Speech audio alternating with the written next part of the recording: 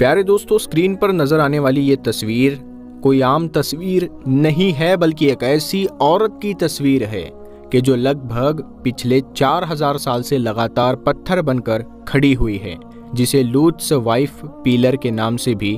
جانا جاتا ہے۔ لیکن دوستو، اب سوال یہ ہے کہ پتھر بنی ہوئی یہ عورت آخر کون ہے، اور آج سے 4000 سال پہلے یہ عورت پتھر کیوں بنی تھی؟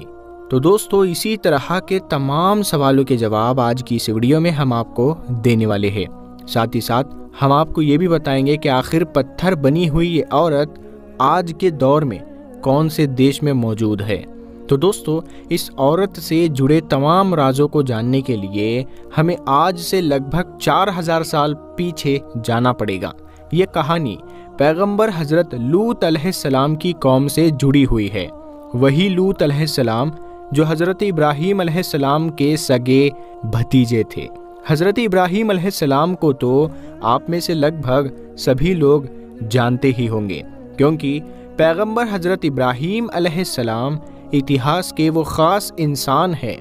کہ جنہیں دنیا کے تینوں ہی مشہور دھرم یعنی یہودی، عیسائی اور مسلم میں حد سے زیادہ اہمیت دی جاتی ہے، اور تینوں ہی دھرموں کے لوگ انہیں حد سے زیادہ فالو کرتے ہیں۔ مسلمان جہاں ایک طرف انہیں حضرت ابراہیم علیہ السلام کے نام سے جانتے ہیں، تو وہی دوسری طرف یہودی اور عیسائی ان کو ابراہم کے نام سے جانتے ہیں۔ یہی وجہ ہے کہ ان تینوں دھرموں کو ابراہیمی مذہب کے نام سے بھی جانا جاتا ہے، کیونکہ دنیا کے ان تینوں ہی مشہور دھرموں کی جڑ کہیں نہ کہیں حضرت ابراہیم علیہ السلام سے جا کر مل جاتی ہے۔ پیغمبر حضرت ابراہیم علیہ السلام کے بھتیجے یعنی حضرت لوط علیہ السلام نے اپنی زندگی کا ایک بہت بڑا حصہ اپنے چاچا یعنی حضرت ابراہیم علیہ السلام کے ساتھ گزارا تھا، اور ان سے بہت کچھ سیکھا بھی تھا۔ لیکن پھر اس کے بعد جہاں ایک طرف حضرت ابراہیم علیہ السلام آج کے دور کے فلسطین کے علاقے میں جا کر آباد ہو گئے، تو وہی دوسری طرف ان کے بھتیجے سدوم نام کی ایک بستی میں جا کر آباد ہو گئے۔ سدوم نام کا یہ شہر، یہ بستی نہ صرف اپنے دور میں حد سے زیادہ مشہور تھا، بلکہ سب سے امیر اور سب سے زیادہ ڈیولپڈ بھی مانا جاتا تھا۔ یہی وجہ تھی کہ اس دور میں دنیا بھر سے دور دور سے لوگ آ کر اس شہر میں تجارت کیا کرتے تھے۔ یہ شہر ہریالی کے ساتھ ساتھ قدرتی نعمتوں سے بھی مالا مال تھا، یعنی اس شہر کی سرزمین میں ہر وہ چیز نکلا کرتی تھی کہ جس کی دنیا میں رہنے والے لوگوں کو ضرورت ہوتی ہے۔ شہر کی خوبصورتی اور امیری کی ہی وجہ تھی کہ شہر میں رہنے والے سبھی لوگ بڑی خوشی اور مزے کے ساتھ اپنی زندگی گزارا کرتے تھے۔ لیکن دوستو، قدرت کی طرف سے اتنی ساری چیزیں ملنے کے باوجود جہاں ایک طرف اس شہر میں رہنے والے لوگوں کو چاہیے تھا کہ وہ اپنے رب کا شکر ادا کرے اور اس کے بدلے میں اچھے اچھے اور نیک نیک کام کرے، تو وہی دوسری طرف اس شہر میں رہنے والے لوگوں نے سب کچھ الٹا کیا۔ اس شہر میں رہنے والے لوگ دھیرے دھیرے برائیوں کی طرف بڑھنا شروع ہو گئے تھے۔ ان لوگوں نے سب سے پہلے چوری کرنا شروع کیا، جو دھیرے دھیرے آگے بڑھتے بڑھتے ڈکیتی میں بدل گیا، اور پھر ایک وقت وہ بھی آ گیا تھا کہ جب کوئی مسافر اس شہر میں آنے سے پہلے 1000 بار سوچا کرتا تھا، کیونکہ اس شہر کے لوگ کسی بھی مسافر کو دیکھتے ہی لوٹ لیا کرتے تھے، اس سے وہ سارا مال اور پیسہ چھین لیا کرتے تھے جو اس کے پاس موجود ہوا کرتا تھا۔ چوری، ڈکیتی اور مرڈر کے ساتھ ساتھ اور بھی بہت سارے غلط کام یہ لوگ کیا کرتے تھے۔ لیکن دوستو، وہ غلط کام یا پھر یہ کہے کہ سب سے گندا کام کی جس کی وجہ سے اس شہر کے لوگ ہمیشہ ہمیشہ کے لیے اتہاس میں مشہور ہو گئے، وہ تھا ہم جنس پرستی، یعنی مردوں کا مردوں کے ساتھ ہم بستری کرنا۔ ان لوگوں نے عورتوں کی بجائے مردوں کے ساتھ گندا کام کرنا شروع کر دیا تھا، جو نہ صرف ان کے دھرم بلکہ نیچر یعنی فطرت کے بھی خلاف تھا۔ دوستو، اگر اس شہر کے لوگوں کو ایسی گھنونی چیز کا فاؤنڈر یعنی موجد کہا جائے تو شاید غلط نہیں ہوگا، کیونکہ اتہاس میں ان سے پہلے یہ گندا اور الٹا کام کسی نے بھی نہیں کیا تھا۔ اور حیرانی کی بات یہ ہے کہ اس شہر کے لوگ یہ گندا کام اپنے گھروں میں یا پھر چھپ کر نہیں کیا کرتے تھے، بلکہ وہ یہ کام تو کھلم کھلا سڑکوں پر کیا کرتے تھے۔ بھری محفلوں میں ایسا کرنے کو وہ اپنی شان سمجھا کرتے تھے، یعنی اس کام کو کرنے کے لیے وہ لوگ محفلیں سجایا کرتے تھے۔ یہی وجہ تھی کہ شہر میں اس گندے کام کا چلن اتنی تیزی کے ساتھ بڑھ گیا تھا کہ اس گندے کام سے وہ مسافر بھی محفوظ نہیں تھے کہ جو اس شہر میں ویاپار کرنے کے لیے، تجارت کرنے کے لیے آیا کرتے تھے۔ ہر وہ مسافر جسے اس شہر کے لوگ لوٹنے کے ارادے سے گھیرا کرتے تھے، اگر وہ جو مسافر ہوتا وہ خوبصورت اور کم عمر کا ہوا کرتا تھا تو اس کے ساتھ اپنے اس گندے کام کو بھی سر انجام دیا کرتے تھے، جس کی وجہ سے دھیرے دھیرے اس شہر میں مسافروں نے آنا بھی بند کر دیا تھا۔ پیغمبر حضرت لوط علیہ السلام کہ جن کے بارے میں ہم نے آپ کو شروع میں بتایا تھا، وہ اس شہر میں آ کر ہی آباد ہوئے تھے۔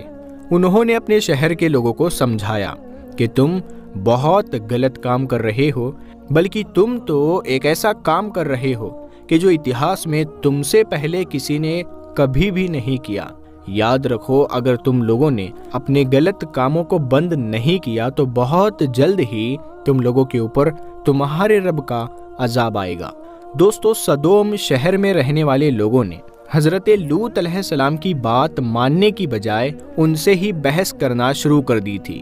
وہ ان سے کہا کرتے تھے کہ ہم مانتے ہیں ہم برے لوگ ہیں اور ہم گندا کام کرتے ہیں، لیکن تم تو پاک ہو، تو تمہارا اس بستی میں کیا کام ہے؟ ساتھ ہی ساتھ وہ لوگ حضرت لوط علیہ السلام کو چیلنج بھی کیا کرتے تھے کہ اگر تم سچے ہو تو وہ عذاب لا کر دکھاؤ کہ جس کی تم ہمیشہ ہمیں دھمکی دیا کرتے تھے۔ یہ سن کر حضرت لوط علیہ السلام بہت پریشان ہوا کرتے تھے، اور اکثر حضرت لوط علیہ السلام یہ دعا بھی کیا کرتے تھے کہ اے میرے رب، مجھے اور میرے گھر والوں کو اس گندے کام سے دور رکھنا۔ لیکن دوستو، حضرت لوط علیہ السلام کی ایک بیوی کہ جس کا نام زیادہ تر اتہاس کاروں نے وائلا بتایا ہے، شاید یہ نام غلط بھی ہو سکتا ہے، لیکن بھلے ہی ویسے تو رشتے میں حضرت لوط علیہ السلام کی بیوی تھی وہ، لیکن اندرونی طور پر بالکل سدوم شہر کے لوگوں کی ہی ہم خیال تھی، یعنی اس کی سوچ بھی بالکل ویسے ہی تھی جیسے سدوم شہر میں رہنے والے لوگوں کی ہوا کرتی تھی۔ وہ سدوم شہر میں رہنے والے لوگوں کو ان کے ہر کام میں سپورٹ کیا کرتی تھی اور ان کے ہر گندے کام کو صحیح سمجھا کرتی تھی۔ دوستو، جب اس شہر میں رہنے والے لوگوں نے اپنی ساری حدیں پار کر دی تو آخرکار پھر وہ وقت بھی آ گیا کہ جس کے بارے میں اکثر پیغمبر حضرت لوط علیہ السلام دعا کیا کرتے تھے، یعنی ایک بار دو فرشتے یعنی دو اینجلز خوبصورت لڑکوں کی شکل میں اس شہر میں آئے۔ ان کی ملاقات سب سے پہلے حضرت لوط علیہ السلام سے ہوئی۔ حضرت لوط علیہ السلام نے جیسے ہی انہیں دیکھا فوراً اپنے گھر کے اندر بلا لیا۔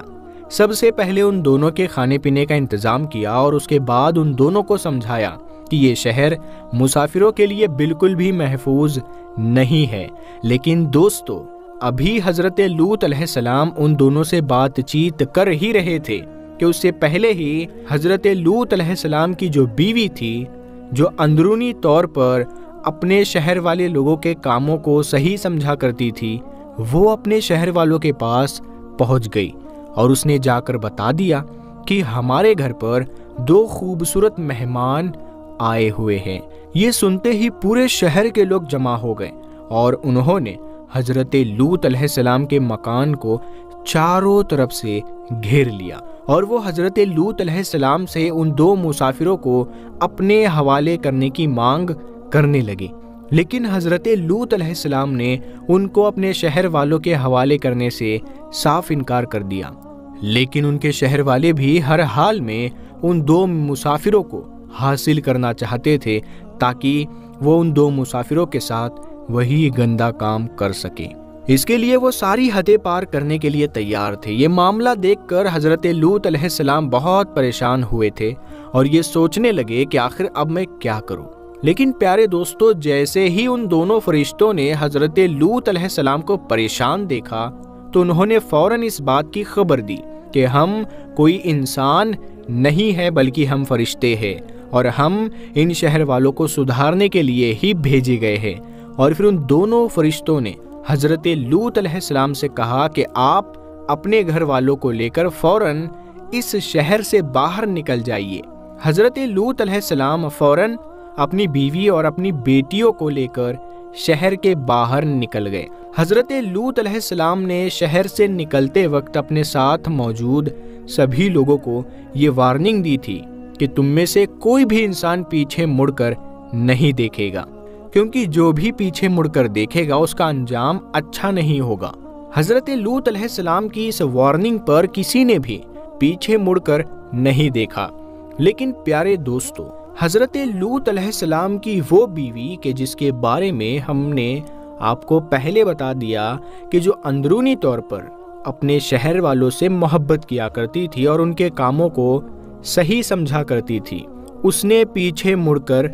دیکھ لیا۔ لیکن جیسے ہی اس نے پیچھے مڑ کر دیکھا تو اس کے ہوش اڑ گئے، کیونکہ پورے شہر پر پتھروں کی بڑی زبردست بارش ہو رہی تھی، جس کی وجہ سے لگ بھگ پورا شہر تباہ و برباد ہو چکا تھا۔ یہ دیکھتے ہی اس کے منہ سے نکلا، ہائے میری قوم، اور بس منہ سے یہ الفاظ نکلتے ہی اس عورت کا بھی وہی حال ہوا جو اس کے پورے شہر کا ہوا تھا، یعنی شہر کی اس زبردست تباہی نے بھی اسے اپنے اندر سما لیا، اور اس عورت کی لاش آج بھی سدوم پہاڑی پر جارڈن دیش میں موجود ہے، جو نہ صرف ایک حیران کر دینے والی بات ہے بلکہ دنیا میں رہنے والے ہر انسان کے لیے ایک عبرت بھی ہے۔